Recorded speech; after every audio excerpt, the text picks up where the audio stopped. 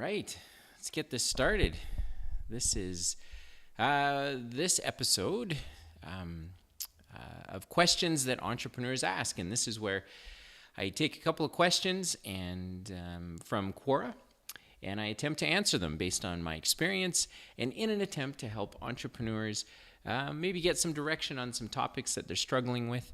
And I certainly appreciate everyone that seems to be listening to this more on the podcast, even though I do post this on YouTube. So thanks very much, and hopefully you find it interesting and that you find it helpful. So I've got a couple of questions here that I'm going to answer today, and let's get started with the first one. And the first one is, let's just see here. All right, well, let's start off with a really high-level one, which is, what is the best way to set your 5-year goals for building a business? And I'm kind of neck deep in this right now with 2 businesses in particular. And I'm kind of the opinion that, 5-year goals are great if you are IBM or Microsoft or Apple, or you're a large organization that is no longer as nimble as you once were. If any of you listening to this run a business or have run a business or work for someone who runs a business, you will know that setting a 5-year goal is actually really hard to do because life changes very, very quickly. And for a small business, it can change overnight. You can go from having an incredibly profitable year and have your entire life mapped out for you. And then through a series of missteps, you can find that the following year, maybe life's not working out quite the same. And all of a sudden, your 5-year plan is destroyed. What I try to do, and the position that I've taken based on my experience, is that you want to figure out what your ultimate exit from the business is. Now, that can be 5 years, that can be 10 years, that can be 15 years, it can be 20 years. But ultimately, as an entrepreneur, you want to figure out, okay, what is my ultimate game plan here? Like, why am I even doing this? Why do I have this business? As it relates to your own personal goals. Why do I have this business? What am I trying to get out of it? But ultimately, how am I getting out of it? Am I looking to sell it to somebody? Am I looking to wind it down? Am I looking to go public? Am I looking for one of my competitors to acquire me? But what's the point? So once you have figured out what the ultimate goal for your business is, then you can work backwards and say, okay, so for this fiscal year, for the next 12 months, what's our goal? And how does that end up getting us closer to me as the entrepreneur? How does that help me get closer to what I'm trying to do? And then to break it into even smaller bite sizes than that. So I typically break a yearly plan, have a 3-year plan into a 1-year plan, but ultimately just 90-day plans that line up with the direction that you're trying to take your business. And I found that 5-year goals are great. And I think that a lot of business coaches and a lot of people will tell you have a 5-year goal. My replacement for that is, whether it's 5, 10, or 15 years, have a goal based on what you want to do with the business ultimately. Like, when it's all said and done, what do you want to do with the business, with your business? And then that should work backwards into, okay, where are we today and where do we need to go in order for me to make sure that I ultimately get what I'm looking for out of this business? And it's kind of a tricky topic because not many entrepreneurs think like that. Many businesses are started because someone wanted to be an entrepreneur. They had a great idea and they wanted to run with it. And they're not really thinking about legacy or what do I do when this is all over and why am I really doing this? But the funny thing is, the more you can figure out, the better you can articulate what you're trying to do with your business at the end of the day, what your personal end run is or your end game is, the easier it will be to troubleshoot through the tough moments that are inevitably going to come. So if you know what you're trying to do, then as you hit the tough moments, you can make a left-hand turn, a right-hand turn, adjust your strategy, grow, shrink, whatever you need to do to take advantage of that moment. But when you don't know what you're ultimately trying to do with the business, then when you hit the tough spots, you're constantly reacting to the circumstances and to whatever is happening. So I'm not a big believer in 5-year goals because I think businesses are more fluid than that, but I am a big believer in determining what is our ultimate goal with the business and then working back into 90-day plans that are bite-sized and that ultimately, if you piled them all up, end up leading you to the destination that you're trying to get to. So a little bit counterintuitive, because you will hear have a 5-year business plan, have a 5-year projection. And I just think that that's too tough to do. I think it's easier to figure out what do we really want to do with the business ultimately.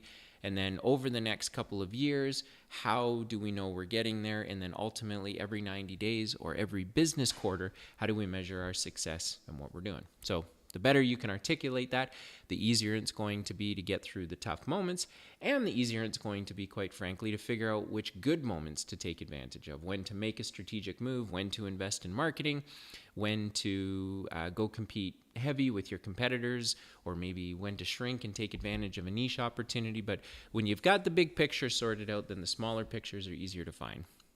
All right, so let's get on to the next question here. Yeah, this is interesting, because I think this is probably a pretty common question that is asked by lots of entrepreneurs, and not just because it's on Quora and probably is repeated all over the place. But I think the substance of the question is a common one, which is, what are some unexpected roadblocks in starting your own business, and how'd you overcome them? So as opposed to someone who might be listening to this that has a business, there might be folks out there that are considering starting a business. Or maybe you work for somebody right now, but you're interested in entrepreneurism and you want to go and kind of take charge of your own destiny and get somewhere that you think is a meaningful place to get to, and so you want to start a business. But what are some of the unexpected roadblocks? Well, first of all, probably the biggest unexpected roadblock is the uncertainty of what you need to do. It's one thing to know the product or the service that you're going to try to deliver to customers and clients, but it's like a whole other thing to get out there and actually figure out how to do it. Once you've kind of got over that hump, I've heard it said and have experienced it myself, and now with a few gray hairs, as you'll see,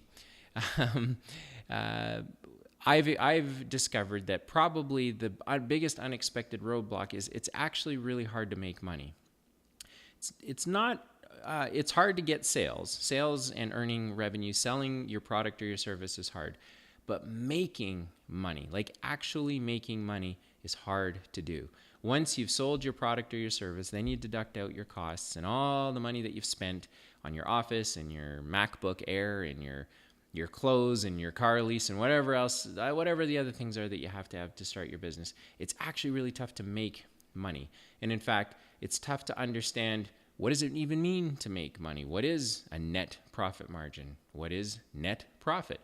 So that's probably the largest unexpected roadblock that comes along when you start your own business, is discovering that making real money is really, really, really tough. You're either going to have to sell a lot of things only to discover that you made a little bit of money, or you're going to have to figure out how to sell fewer things and make more money. And so the exercise of understanding how to actually make money after paying yourself, after paying your costs, is like really, really hard to do. And I'm less surprised these days, but I was more surprised a decade ago when I started working with entrepreneurs and helping them grow their businesses and fix their businesses and get out of difficult spots that their business found themselves in, is the lack of understanding that the entrepreneurs had about how the business makes money. Not how they get sales, that's not the same thing, but how they actually keep money in the bank, pay off their debts, and ultimately take money for themselves. That's really, really hard to do, and it's a really, really big roadblock. So what do you do about it? Well, in simple terms, you figure out, how much do I have to sell? What's it going to cost me to run my business? And then how much money is going to be left over? And then you have to decide for yourself, is that kind of actually worth it? All the money if I think I'm going to make, is it worth it? And then if you cut it in half, because of all the unexpected costs that you're not going to know about today, or all of the revenue, or some of the revenue that you may not earn, but if you cut your result in half, now is it worth it? And so that's a roadblock that you don't have to hit. I think some roadblocks entrepreneurs have to hit. It's the only way you learn the lesson. But the lesson and the roadblock of making money, actually generating a profit, that's a roadblock you don't have to hit if you just take the time to listen to podcasts or watch videos like this, read books, and discover what it actually means to sell a product, subtract your costs, subtract your personal takings from the business to see if there's actually profit left over. So major roadblock. And there's 1,000 other unexpected roadblocks, but for me, that's kind of the excitement of being in a business, is all of the things that you don't know that are going to happen that you have to try and figure out on the fly. That's what makes entrepreneurism an adventure. That's what makes it a rich experience and ultimately a really fulfilling one. But one of the roadblocks you don't have to hit is figuring out how to make money. You should be able to avoid that roadblock, and that would be a good one to avoid. Okay, let me just see if I can pick off one more here. Pick between this one and this one. I think I'm going to go with this one. Which is more important for entrepreneurs? The ability to size up an opportunity or decisiveness in acting on it? Hands down, the ability to act on it is way more important than the ability to size it up, because ideas are a dime a dozen. Opportunity is like a bus. There's always another one coming. The ability to size up an opportunity actually isn't very hard at all. Anyone can do that. Even people that don't want to run a business can do that. They can come up with an answer or a reason for why an opportunity might be an opportunity, but unequivocally, the hard actually execute on it. To take an extreme example, Elon Musk, he could talk about going to space like most people, or maybe a lot of people do. But it's another thing to actually go and build companies that are doing it. So the decisiveness in acting on it is important for entrepreneurs instead of the ability to size up an opportunity, because you are executing, you're going to keep finding opportunities. You're going to keep sizing up opportunities.